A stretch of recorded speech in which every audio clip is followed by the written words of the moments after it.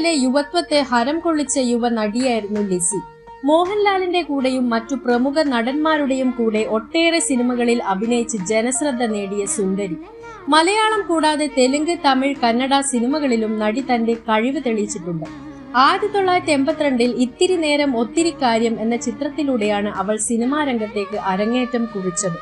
1984 ഓടരുതമ്മാവ ആളറിയാം, 1985 മുത്താരം കുന്ന് ബിയോ Boeing Boeing, 1986 താളവെട്ടം Vikram, 1988 ചിത്രം എന്നിവയാണ് അവരുടെ ശ്രദ്ധേയമായ വേഷങ്ങൾ. കേരളത്തിലെ കൊച്ചിയിലെ പഴയങ്ങനാട് പൂക്കാട്ടുപടിയിൽ നെല്ലിക്കാട്ടിൽ പാപ്പച്ചൻ എന്ന വർക്കിയുടെയും ഏലിയാമ്മയുടെയും ഏക മകളായിട്ടാണ് ലിസി ജനിച്ചത്. ലിസിയുടേത് ഒരു കഠിനമായ കുട്ടിക്കാലമായിരുന്നു. അച്ഛൻ വർക്കി ചൂതാട്ടത്തിന് അടിമയായിരുന്നു. അമ്മ ഏലിയാമ്മ ഒരു വീട്ടമ്മയായിരുന്നു. ചൂതാട്ട പണത്തിനായി അച്ഛൻ വർക്കി കുടുംബത്തെ പരിപാലിക്കില്ലെന്ന് മാത്രമല്ല അമ്മയെ മറ്റുള്ളവരുടെ കൂടെ ഉറങ്ങാൻ നിർബന്ധിക്കുകയും ചെയ്തു. ലിസി ഏക മകളായിരുന്നു. സഹോദരങ്ങൾ ആരുമില്ലായിരുന്നു. അപ്രതീക്ഷിതമായി ഒരു ദിവസം അച്ഛൻ കുടുംബത്തെ ഉപേക്ഷിച്ചു. അവർ പോയതായി ആരും അറിഞ്ഞതുമില്ല. കോടതി ലിസിയുടെ അമ്മയ്ക്ക് വിവാഹമോചനവും അനുവദിച്ചു.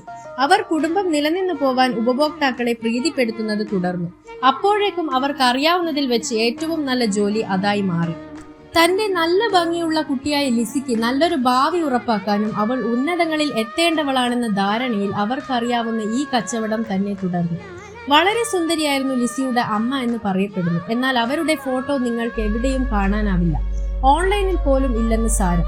കൊച്ചിയിലെ പല പ്രമുഖരുടെയും അടുത്ത സുഹൃത്തായി അവർ മാറിക്കഴിഞ്ഞിരുന്നു.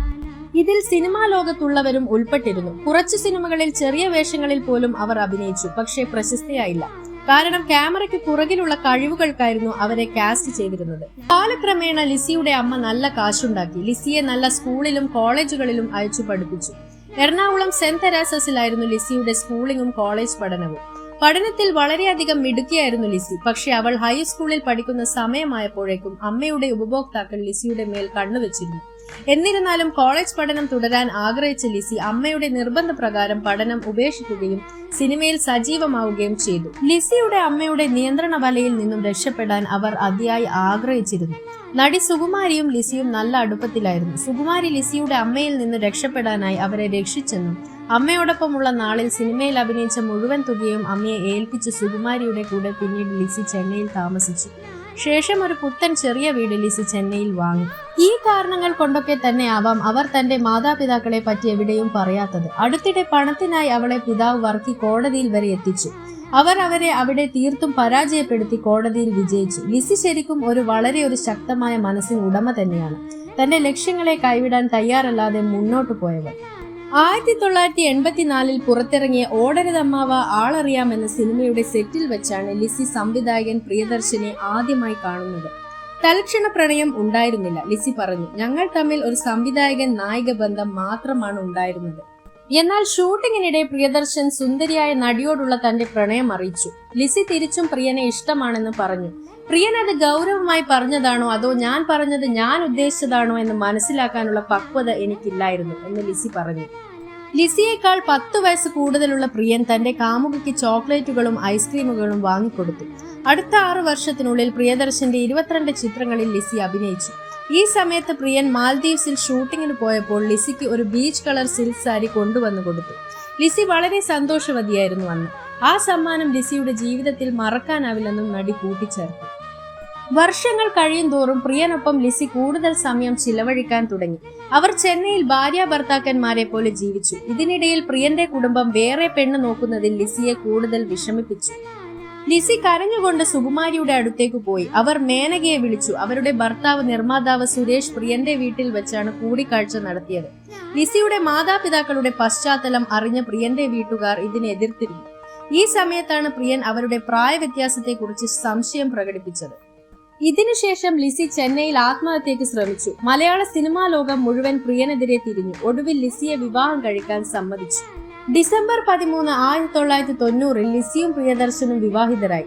വിവാഹശേഷം ലിസി അഭിനയം ഉപേക്ഷിച്ച് മതപരമായ കാരണങ്ങളാൽ ലക്ഷ്മി എന്ന പേര് സ്വീകരിച്ച് പിന്നീട് ലിസി ലക്ഷ്മിയായി. ഇരുവർക്കും 2 മക്കളുണ്ട്, കല്യാണിയും സിദ്ധാർത്ഥും. 20 വർഷത്തിലേറെ നീണ്ട ദാമ്പത്യ ജീവിതത്തിൽ പ്രിയദർശൻ തനിക്ക് എപ്പോഴും നൽകിയ സ്വാതന്ത്ര്യത്തെ ലിസി വിലമതിക്കുന്നു. ലിസിക്ക് ഒന്നും ചെയ്യാൻ അനുവാദം ചോദിക്കേണ്ടതില്ലായിരുന്നു. പ്രിയദർശന്റെ സമ്പാദ്യം മുഴുവൻ ലിസിക്കായിരുന്നു കൊടുത്തത്. പണം ആവശ്യമുള്ളപ്പോൾ വന്ന് ചോദിക്കാറാണ് പതിവ്. പ്രിയദർശന്റെ ഡൗൺ ടു എർത്ത് സ്വഭാവത്തെയും ലിസി അഭിനന്ദിക്കുന്നു. ഇത്രയധികം വിജയം ആസ്വദിച്ചിട്ടും പ്രിയദർശൻ ഒരിക്കലും അഹങ്കാരത്തോടെ പെരുമാറുന്നത് ലിസി ഇതുവരെ കണ്ടിട്ടില്ല. വളരെ അപൂർവമായി മാത്രമേ അയാൾക്ക് ശാന്തത നഷ്ടപ്പെടാറുള്ളൂ. പെട്ടെന്ന് ദേഷ്യപ്പെടാനുള്ള പ്രവണത എനിക്കുള്ളതിനാൽ പ്രിയൻ എന്റെ ജീവിതത്തിൽ ഒരു ശാന്തമായ ഘടകമായിരുന്നു എന്ന് ലിസി പറയുന്നു.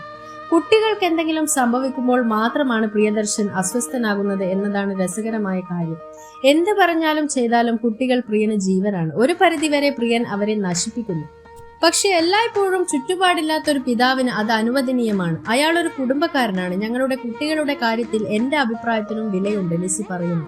പ്രിയദർശൻ ഇപ്പോഴും ഏത് സിനിമ തുടങ്ങുമ്പോഴും തന്റെ ആദ്യ സിനിമ തുടങ്ങിയ അതേ ഉത്സാഹത്തോടെയും ഭയത്തോടെയുമാണ് സിനിമ എടുക്കുന്നത്. ഒന്നും ശാശ്വതമല്ലെന്ന് പ്രിയന് നന്നായി അറിയാം. തുടർച്ചയായി 2 പരാജയങ്ങൾ ഉണ്ടാകുമ്പോൾ ആളുകൾ നമ്മോടുള്ള പെരുമാറ്റം മാറുന്നത് സിനിമാ മേഖലയിൽ നമ്മൾ കണ്ടിട്ടുണ്ട്, ലിസി പറയുന്നു. പ്രിയദർശൻ ഇതുവരെ 90-ലേറെ സിനിമകൾ ചെയ്തിട്ടുണ്ട്. അവയിൽ പലതും സൂപ്പർ ഹിറ്റുകളാണ്. ഒരു ദിവസം ലിസി പ്രിയനോട് ചോദിച്ചു, ഇത്രയും വർഷങ്ങളായി സിനിമ എടുത്തിട്ട് നിങ്ങൾക്ക് ക്ഷീണമോ മടുപ്പോ തോന്നുന്നില്ലേ എന്ന്, നിങ്ങൾക്കൊരു ഇടവേള എടുക്കാൻ ആഗ്രഹമില്ല എന്ന് ചോദിച്ചു. പ്രിയദർശൻ പുഞ്ചിരിച്ചുകൊണ്ട് പറഞ്ഞു, എനിക്ക് തളർച്ചയില്ല. കാരണം സിനിമ ചെയ്യുന്നത് എനിക്കൊരു പാഷനാണ്. എന്റെ ജോലി എന്റെ അവധിക്കാലമാണ്. അപ്പോൾ ഞാൻ എന്തിനു വിശ്രമിക്കണം? എന്നാൽ പോരായ്മകളും ഉണ്ട്. പ്രിയനൊരു നല്ല ബിസിനസ്സുകാരനല്ലെന്ന് ലിസി പറയുന്നു. കാരണം തന്റെ ജോലിയുടെയും അഭിനേതാക്കളുടെയും പ്രതിഫലത്തെക്കുറിച്ച് അദ്ദേഹം ഒരു നിർമ്മാതാവിനോട് മൂർച്ചയുള്ള രീതിയിൽ സംസാരിക്കാറില്ല. പ്രിയന് ക്രമരഹിതമായ ഭക്ഷണ രീതിയും ഉറക്കവുമുണ്ട്. പ്രിയൻ കൂടുതൽ അച്ചടക്കമുള്ളവനായിരിക്കണമെന്ന് ലിസി ആഗ്രഹിക്കുന്നു. സിനിമാ സെറ്റിൽ പ്രിയൻ വളരെ കർക്കശക്കാരനാണെന്ന് നടിമാർ ലിസിയെ വിളിച്ചു പറയാറുണ്ട്. എന്നാൽ ലൊക്കേഷനുകളിൽ പോകാത്തതിനാൽ ഇതിനെക്കുറിച്ച് കൂടുതലായി ലിസിക്ക് അറിവില്ല. 2016 ചെന്നൈ കുടുംബകോടതി വിവാഹമോചനം അനുവദിച്ചതോടെ ലിസിയും പ്രിയദർശനും 24 വർഷം നീണ്ട ബന്ധം അവസാനിപ്പിച്ചു. ഈഗോ ആണ് ദമ്പതികളെ വേർപെടുത്തിയതെന്ന് പ്രിയദർശൻ പറയുന്നു. എന്റെ കുടുംബത്തിലെ പ്രശ്നങ്ങൾക്ക് ഒരേ ഒരു കാരണം ഈഗോ ആയിരുന്നു. ഞാൻ ജനിച്ചതും വളർന്നതും യഥാസ്ഥിത കുടുംബത്തിലാണ്. എന്റെ മനസ്സിൽ ഒരു സ്ത്രീയുടെ മാതൃക എന്റെ അമ്മയാണ്. നമ്മൾ വിവാഹം കഴിക്കുമ്പോൾ നമ്മുടെ പങ്കാളിയും അങ്ങനെ തന്നെ ഉണ്ടാകുമെന്ന് പ്രതീക്ഷിക്കരുതെന്ന് പ്രിയൻ പറഞ്ഞു. കാരണം അവർ മറ്റൊരു തലമുറയിൽ പെട്ടവളായതിനാൽ അത് സാധ്യമല്ലായിരുന്നു. എന്റെ മാതാപിതാക്കളും ലിസിയെ എന്റെ സഹോദരിയേക്കാൾ സ്നേഹിച്ചിരുന്നു. ലിസിയോടൊപ്പം ജീവിച്ച വർഷങ്ങൾ എല്ലാം തന്നെ ഞാൻ സ്വർഗത്തിലായിരുന്നു. ഇപ്പോൾ ഞങ്ങൾ പിരിഞ്ഞു. പക്ഷെ എന്റെ ചെന്നൈയിലെ വീടിന് ഇപ്പോഴും അതേ പേര് തന്നെയാണ്, പ്രിയദർശൻ ലിസി. എന്ത് സംഭവിച്ചാലും എനിക്കറിയാം അവൾ ഇപ്പോഴും എന്നെ ബഹുമാനിക്കുന്നുണ്ട്. ഇത് ഈഗോയുടെ ഒരു പ്രശ്നം മാത്രമാണ്, അദ്ദേഹം വിശദീകരിച്ചു. അവരുടെ വേദനാജനകമായ വേർപിരിയലിനെ കുറിച്ച് ലിസി പറഞ്ഞതിങ്ങനെ, ഞങ്ങളുടെ വിവാഹമോചന നടപടികളുടെ വിരൂപത ഞങ്ങൾ നടത്തിയ വിവാഹത്തെക്കുറിച്ച് ധാരാളം പറയുന്നു. അടുത്ത കാലത്തായി ഹൃത്തിക്കിന്റെയും സുസൈന്റെയും വിവാഹമോചനങ്ങൾ മുതൽ ദിലീപ് മഞ്ജു വാര്യർ വരെയുള്ള എല്ലാ സെലിബ്രിറ്റി വിവാഹമോചനങ്ങളും അല്ലെങ്കിൽ അമല വിജയും തമ്മിലുള്ള ഏറ്റവും പുതിയ വേർപിരിയൽ പോലും പരസ്പര സമ്മതത്തോടെയുള്ള വിവാഹമോചനങ്ങളാണ്. ആ ദമ്പതിമാർക്കും ഇത് വേദനാജനകമായിരിക്കുമെന്ന് എനിക്ക് ഉറപ്പുണ്ട്. എന്നാൽ അവർക്കിടയിൽ എന്ത് വ്യത്യാസങ്ങൾ ഉണ്ടായിട്ടുണ്ടെങ്കിലും എല്ലാവരും പരസ്പരം ബഹുമാനിക്കാൻ തീരുമാനിച്ചു. ഞങ്ങളുടേത് മാത്രമായിരുന്നു അപവാദം, അവർ കൂട്ടിച്ചേർത്തു. ഇത് ദൈർഘ്യമേറിയതും പലപ്പോഴും വളരെ ബുദ്ധിമുട്ടുള്ളതുമായ പാതയുടെ അവസാനമാണ്.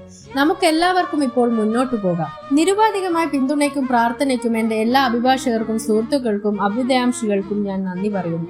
എന്റെ 2 കുട്ടികൾക്കും അവരുടെ എല്ലാ സ്നേഹവാത്സല്യങ്ങൾക്കും പിന്തുണയ്ക്കും ഞാൻ നന്ദിയുള്ളവളാണ്. എന്നാൽ ഈയിടെ മകനു വേണ്ടി ഒന്നിച്ച് ലിസിയും പ്രിയദർശനും സിദ്ധാർത്ഥിന്റെ വിവാഹം നടത്തി. പല നാളുകളായി അകന്നു താമസിച്ച ഇരുവരും ചെന്നൈയിലെ ഫ്ളാറ്റിൽ വളരെ സ്വകാര്യമായി നടന്ന ചടങ്ങിൽ പ്രിയദർശനും ലിസിയും കല്യാണിയും അടുത്ത ബന്ധുക്കളും സുഹൃത്തുക്കളും മാത്രമാണ് പങ്കെടുത്തിരുന്നത്. അമേരിക്കൻ പൗരയും വിഷ്വൽ എഫക്ട്സ് പ്രൊഡ്യൂസറുമായ മെർലിനാണ് സിദ്ധാർത്ഥിന്റെ വധു. പിരിഞ്ഞു ജീവിക്കുന്നെങ്കിലും മകൻ സിദ്ധാർത്ഥിന്റെയും മകൾ കല്യാണിയുടെയും ഏതു കാര്യത്തിനും ഇരുവരും ഒന്നിക്കാറുണ്ട്. കുട്ടികളുടെ സുരക്ഷ ഉറപ്പുവരുത്തിയും അവരുടെ ഏതു കാര്യത്തിനും ഒന്നിച്ചുണ്ടാകുമെന്ന് വ്യക്തമാക്കിയിട്ടുമാണ് ഇവർ പിരിഞ്ഞത്. ചന്തു എന്ന് വിളിക്കുന്ന സിദ്ധാർത്ഥ് അമേരിക്കയിൽ ഗ്രാഫിക്സ് കോഴ്സ് കഴിഞ്ഞ് തിരിച്ചെത്തിയ ശേഷം പ്രിയൻ സംവിധാനം ചെയ്ത മരക്കാറിൽ VFX സൂപ്പർവൈസറായി ജോലി ചെയ്തിരുന്നു. ഈ ചിത്രത്തിന് സിദ്ധാർത്ഥിന് ദേശീയ പുരസ്കാരം ലഭിച്ചിരുന്നു. മരക്കാറിൽ കല്യാണി പ്രിയദർശനും അഭിനയിച്ചിരുന്നു. വീഡിയോ ഇഷ്ടമായെങ്കിൽ channel like, share and subscribe ചെയ്ത് സപ്പോർട്ട് ചെയ്യുക. കൂടാതെ അടുത്തുള്ള ബെൽ ഐക്കണിൽ ക്ലിക്ക് ചെയ്ത് വരും വീഡിയോസിനായി കാത്തിരിക്കുക.